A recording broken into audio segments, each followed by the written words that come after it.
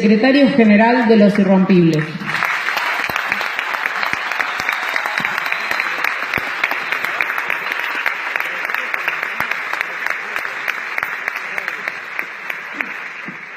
Bueno, buenas noches. Gracias a la gente del manifiesto y a todas las compañeras y compañeros que trabajaron para que estemos esta noche acá. En primer lugar, sumarme a los reconocimientos de las luchas pasadas y actuales que se hicieron esta noche acá, porque son todas parte de un hilo conductor que expresan la diversidad política de la Argentina y que expresan también la singularidad de una provincia que se hizo conocida por su rebeldía. Y que estemos esta noche acá en esta provincia y en este teatro sindical reflexionando sobre esto, entre otras cosas creo que se debe a que todos nos damos cuenta que Córdoba está en deuda con la Argentina. Totalmente. Sí, señor.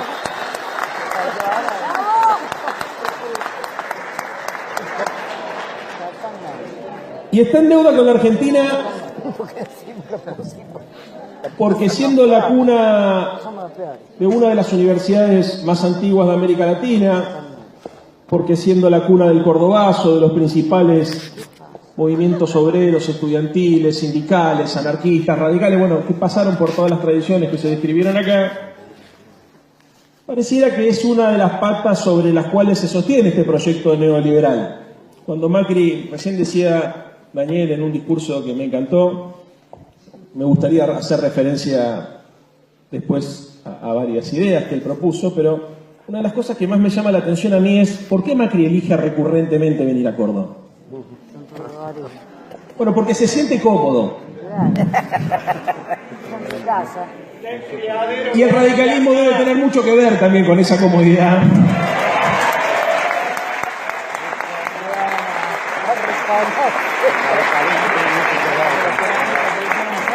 Así que cuando uno le exige a los cordobeses y a las cordobesas que tengan una actitud más consecuente con su historia, es porque uno aspira a que desde el lugar donde surgen las ideas y se agitan y se animan las principales acciones reivindicativas de la historia nacional, podamos lograr incomodar al poder y a la derecha. Dani decía recién que era necesaria una nueva reforma universitaria, y yo coincido. Pero también habría que agregarle que la reforma universitaria del 18 se hizo de abajo para arriba. No fueron los graduados o los profesores de la universidad los que provocaron el movimiento revolucionario o el movimiento reformista, fueron los alumnos. Hubo un proceso de construcción participativa de abajo hacia arriba que iba en sintonía con la idea de la democratización de la sociedad.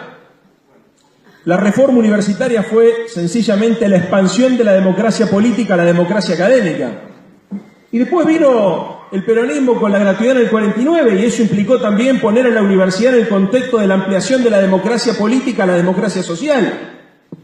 Porque se entendía que si no se democratizaba el poder y no se democratizaba efectivamente el acceso al conocimiento, difícilmente se iban a poder construir los instrumentos y los mecanismos por los cuales los pueblos iban a definir su propia identidad de lucha y de dignidad. Dani hizo referencia también a la importancia que tuvo todo el proceso que él, desde su humildad lo dijo, pero que él fue uno de los protagonistas en la década anterior. Yo quisiera agregar también la importancia que tuvo para el presidente Alfonsín la idea del ingreso irrestricto a la universidad y la anulación de todo tipo de aranceles, que fue una batalla que se dio en el 84. ¿Para qué nos deja?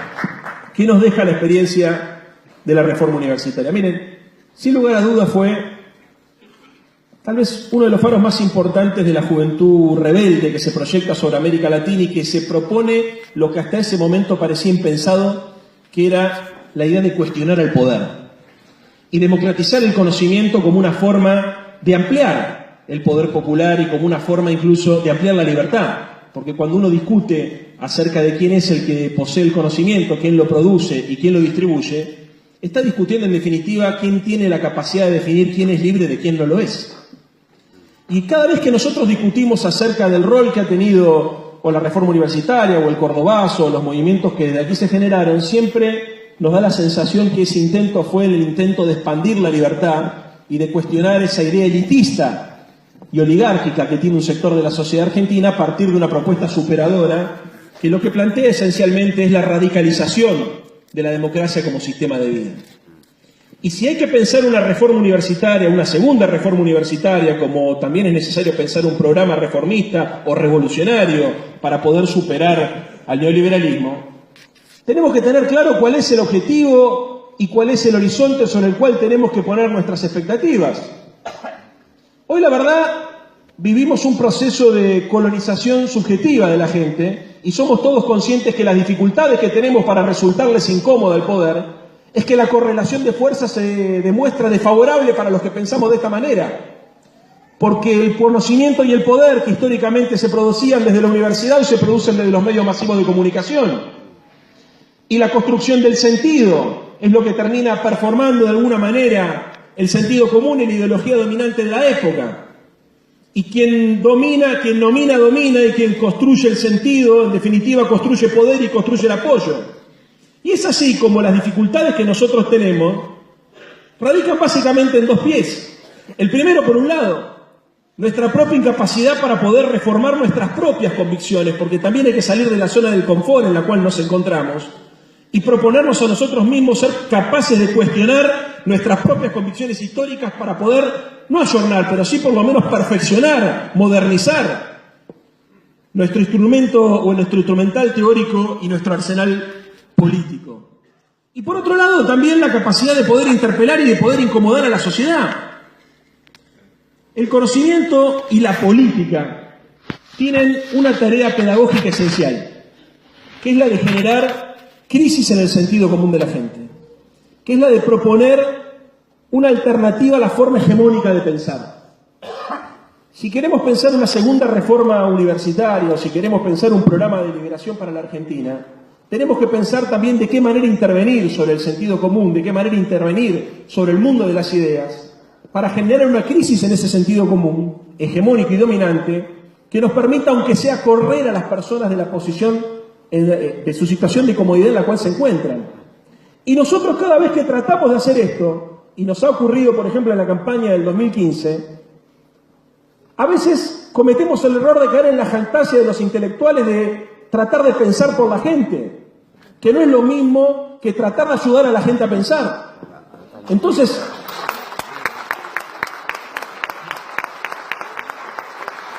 en el intento de ponerle luz al razonamiento individual y colectivo, muchas veces terminamos siendo nosotros también parte de ese dispositivo que todo homogeneiza y nos terminamos pareciendo más de lo que deberíamos a nuestros adversarios, porque en lugar de proponer una experiencia libertaria y una experiencia democrática de reflexión colectiva donde la gente sola pueda correrse de esa posición, incluso hasta para reconfirmar sus posiciones originales, pero por lo menos para darse la posibilidad de mirar desde otro lugar, terminamos nosotros recomendando posiciones y manipulando muchas veces nuestro propio discurso y el sentido de la conversación a los efectos de demostrar que nuestros valores son moralmente superiores a los de nuestros ocasionales interlocutores. Y caemos en lo que el sistema espera que nosotros hagamos. Yo voy a ser muy concreto también, por ejemplo, para que se entienda bien lo que voy a decir. El ejemplo de la compañera que en Estados Unidos le entregó la banana al jefe de gabinete, a mí me pareció todo lo que no hay que hacer. Todo lo que no hay que hacer. Es caer en la provocación, yo sé que es polémico, pero es caer en la provocación que la derecha espera que nosotros caigamos.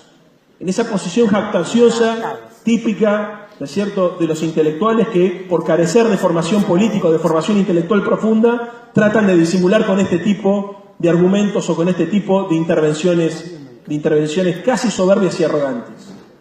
Nosotros tenemos que ser capaces de generar crisis en el sentido común a partir de nuestra capacidad argumentativa. Y nosotros tenemos que ser capaces no de lograr que la gente haga lo que nosotros queremos, sino que de lograr que la gente haga lo que la gente quiere y no lo que el poder quiere que la gente haga. Y eso es una sutileza que o empezamos a tener en cuenta, o lamentablemente la derecha va a tratar todo el tiempo de explotar para dividir el campo popular y el campo del armado intelectual que tiene que proveer de ideas a este proyecto político. Necesitamos ser capaces de salir de nuestra zona de confort, de ser más creativos, de ser más desafiantes, de ser más solidarios y de evitar caer en la tentación de hacer lo que la derecha espera que nosotros hagamos. Hasta acá hemos discutido con mucha inteligencia y con mucha sapiencia los caminos por los cuales tiene que transitar un proyecto de liberación desde el espacio nacional para la Argentina. Se dijo mucho acerca, la compañera hacía referencia a la necesidad de dar la batalla simbólica por las palabras que construyen sentido y subjetividad. Yo me sumo a eso. Ahora, también nosotros necesitamos saber cuáles son los tótems que tenemos que desarmar. Porque si bien es cierto que durante muchos años el kirchnerismo logró confrontar frontalmente contra el neoliberalismo en varios aspectos, en el aspecto económico, en el aspecto social y en el aspecto político, en una de las esferas o de los ámbitos donde más dificultades tuvo para construir un contrapoder fue en el ámbito cultural. Y es así como no se logró desmantelar del todo el sentido común del neoliberalismo. Ni se logró desmantelar del todo en la sociedad, ni se logró desmantelar del todo en nuestra propia organización y nuestro propio espacio de pertenencia. Y entonces nosotros encontramos muchas veces fascistas de izquierda.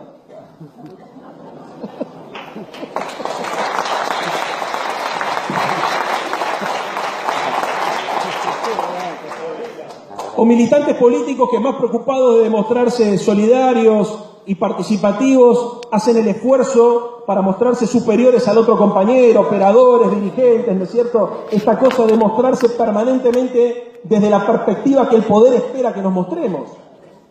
Si uno tiene una crítica a la corrupción, por ejemplo, no es solamente porque los dineros públicos van a un lugar equivocado a enriquecer el proyecto de vida de una persona rompiendo el pacto democrático, sino porque la izquierda no puede permitirse de ninguna manera que el dinero ocupe el mismo lugar que ocupa en la derecha. Si para nosotros el dinero es un fetiche y el poder se termina transformando en una obsesión y uno, en lugar de construir su personalidad a partir de lo que hace, la construye a partir de lo que pretende aparentar y trabaja todo el tiempo en la lógica que la televisión y los medios masivos de comunicación espera que trabajemos, por más que nosotros portemos un discurso distinto, en la realización de nuestra práctica política vamos a terminar entrando en esa contradicción que nos va a delegitimar frente a la sociedad. Es injustificable para un militante político del campo nacional y popular y para un intelectual orgánico de la izquierda asumir los modos de vida que la derecha espera que asumamos. Es injustificable para un militante político, para un intelectual de la izquierda orgánico que pretende contribuir a la liberación nacional, quedarse en una posición de comodidad diciendo yo ya leí todo lo que tenía que leer y en todo caso lo que tengo que hacer es convidarle al ego con mi conocimiento. Nosotros estamos obligados a ponernos en una posición de construcción colectiva de la política pero también del conocimiento. Recién Dani decía, se requiere un programa de gobierno y coincido con eso. Y también conozco muchos compañeros que dicen me voy a poner a escribir, cuando en realidad lo que nosotros deberíamos lograr es que las compañeras y los compañeros que quieren asumir esa tarea se propongan debatir con los compañeros y con cada una de las compañeras que integran las distintas organizaciones de base de nuestro proyecto colectivo para que el proceso de construcción ideológico y político surja de abajo hacia arriba. Recién Daniel también decía, y coincido, todo lo que dijo Daniel coincido, me excitaron las ideas que propuso.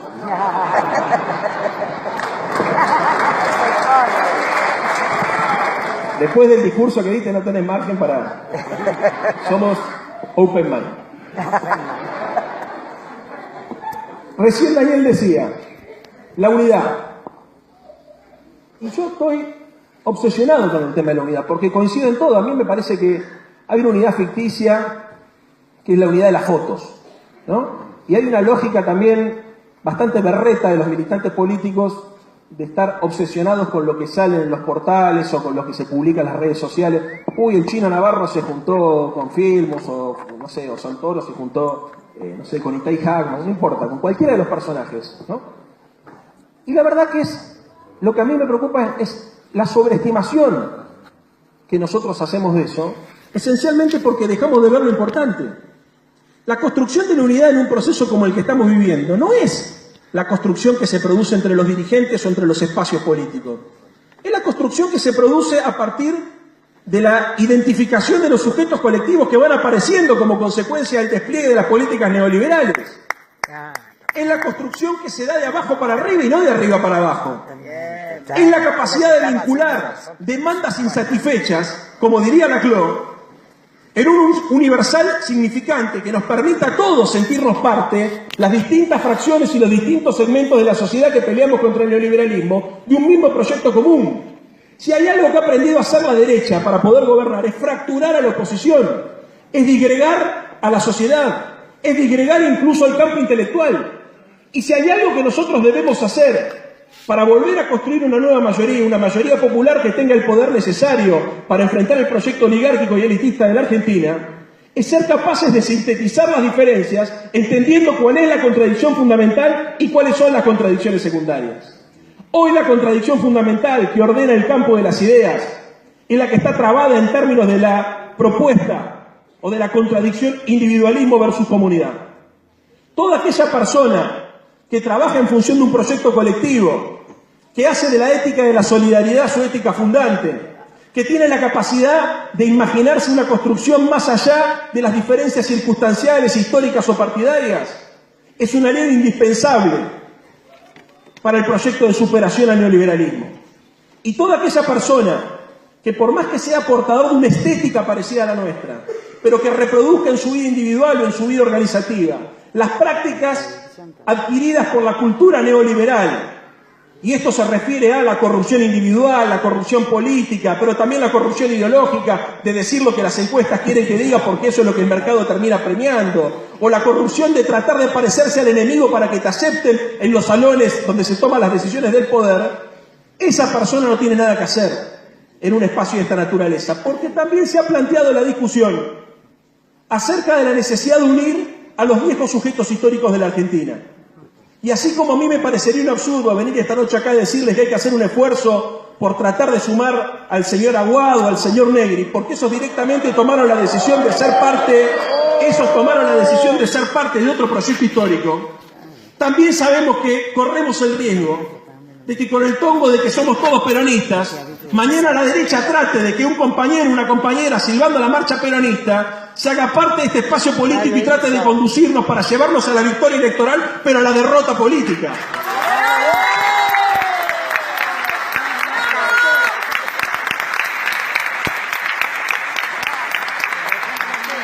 Entonces, que sea radical o que sea peronista, a mí me da lo mismo. Como que sea de izquierda, eso las viejas nomenclaturas poco expresan. ¿Tiene mucho que ver con lo cultural? Por supuesto que sí. Ahora, no vamos a ser tan ingenuos de presuponer que porque una militante o un militante se asumen estéticamente o de manera oportunista como compañeros nuestros de ruta, eso lo habilita a sentarse a discutir con nosotros un programa de gobierno o a compartir una web. Eso me parece que es una discusión que por la ovación que acaba de recibir creo que estamos todos de acuerdo, porque además todos sentimos que es uno de los riesgos que estamos corriendo. Ahora, esta contradicción, individualismo versus comunidad, requiere que nosotros también tengamos mecanismos creativos para poder intervenir sobre la sociedad, porque no es tan fácil entender de qué se trata. Para aquellas personas que vinimos una noche como hoy a celebrar el centenario de la reforma universitaria, creo que está claro a qué hago referencia cuando planteo esta contradicción. Pero para la mayoría de la gente puede resultar una palabra vacía, porque entre otras cosas el neoliberalismo trabaja todo el tiempo vaciando de significado y lumpenizando a la sociedad, vaciando de significado las palabras.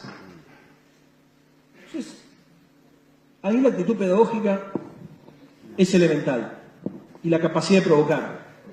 Por eso disfruto tanto las columnas de Mempo también, ¿no es cierto? Porque nos ponen siempre frente a una tensión intelectual que nos obliga a corrernos de nuestra zona de confort y a ponernos a pensar acerca de las modestas verdades que uno maneja y las inmensas dudas que uno tiene. Pero esa actitud que algunos valientemente y de manera sofisticada realizan, debe ser asumida por cada una de las compañeras y los compañeros que nos sentimos parte de un mismo proyecto. Antonio Gramsci decía, se necesita un ejército de capitanes. Y además nos obligaba a todos a asumir el rol de intelectual orgánico. Y decía, un intelectual orgánico no es una persona que lee muchos libros. es una persona que asume una posición política, que tiene decisión de intervenir y que se anima incluso a sobrellevar el miedo al ridículo o el miedo al fracaso y se banca confrontar ideológicamente contra un sistema que parece hegemónico. Efectivamente, construir una contrahegemonía es difícil.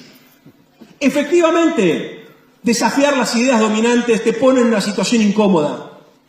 Y efectivamente es lo único que tenemos para hacer nosotros de acá hasta el 10 de diciembre del 2019.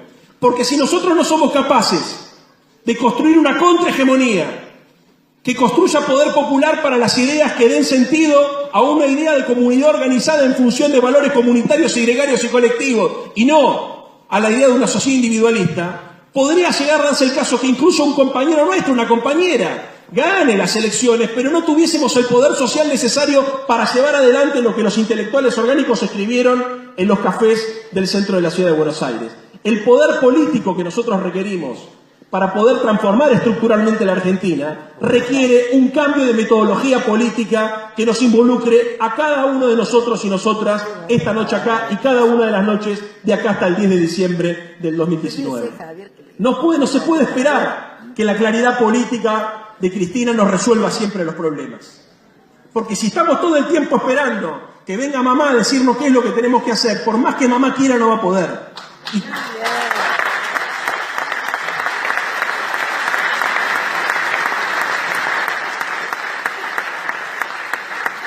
Y entiéndase lo que digo, lo digo con la tranquilidad de que lo dije en su momento con Raúl. En términos freudianos, hay que matar a mamá. Porque mamá lo necesita también. Hay una suerte de hiperdependencia hacia Cristina.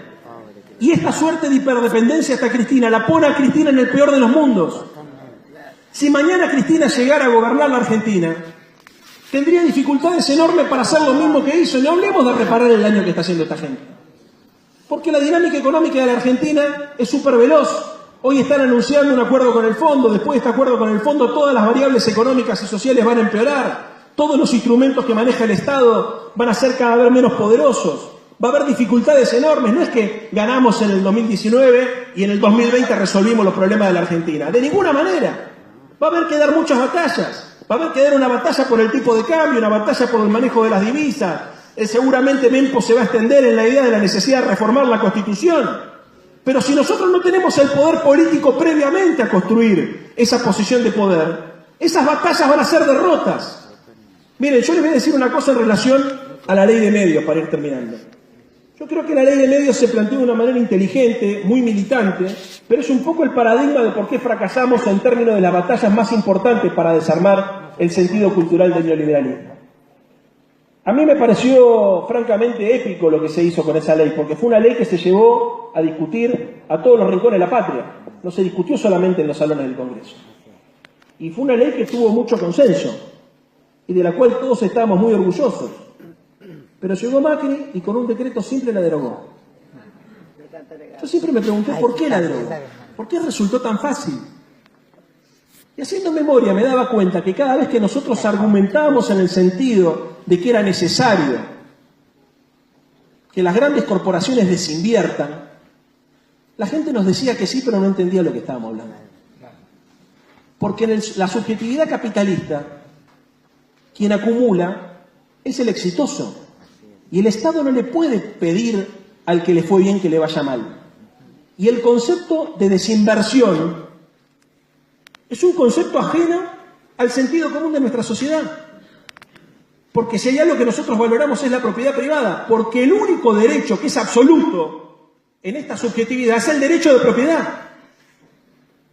Si nosotros hubiésemos sido capaces, antes de dar la batalla ideológica por la necesidad de desconcentrar el monopolio de medios, haber ido más a fondo inclusive, y habernos animados a dar la batalla acerca de qué derecho es más importante, si el derecho a la vida o el derecho a la propiedad, no solamente hubiese sido más difícil derogar la ley de medios, sino que, por ejemplo, la doctrina Chocobar no se hubiese podido instalar en la Argentina. Porque, en definitiva, el sentido común neoliberal, la subjetividad neoliberal, se construyen sobre el tótem de la propiedad. Y si nosotros queremos construir un proyecto político que cuestione la concentración económica y que vaya hacia la dirección de la rediscusión de un modelo productivo y distributivo, habrá que discutir el rol de la propiedad en la sociedad argentina. Y habrá que discutir la necesidad de poner esa propiedad privada en función de las responsabilidades sociales. Y eso va a significar que los sectores del privilegio, como de la sociedad rural, o los sectores de la Shell, o todos los grupos económicos que hoy gobiernan, se pongan de punta contra nosotros. Y para dar esa pelea vamos a tener que tener el pueblo en la calle. Y para tener el pueblo en la calle, les vamos a tener que advertir mucho antes de ganar la elección qué es lo que queremos hacer. No se trata de ganar una elección y empezar a cambiar la Argentina. Se trata de empezar a cambiar la Argentina para ganar una elección. Si no somos capaces de dar una batalla por las ideas, por más que ganemos una elección, estamos perdidos. Hay que dar una batalla ideológica para desmantelar el neoliberalismo intelectual. Hay que ser capaces de poner el cuerpo, no solamente poner las ideas, sino poner el cuerpo a los efectos de poder dar esta batalla y darle poder a las ideas y a los valores que nos constituyeron como espacio político. Les agradezco la invitación de esta noche, los dejo con que voy a decir las cosas mejor de las que la vi yo.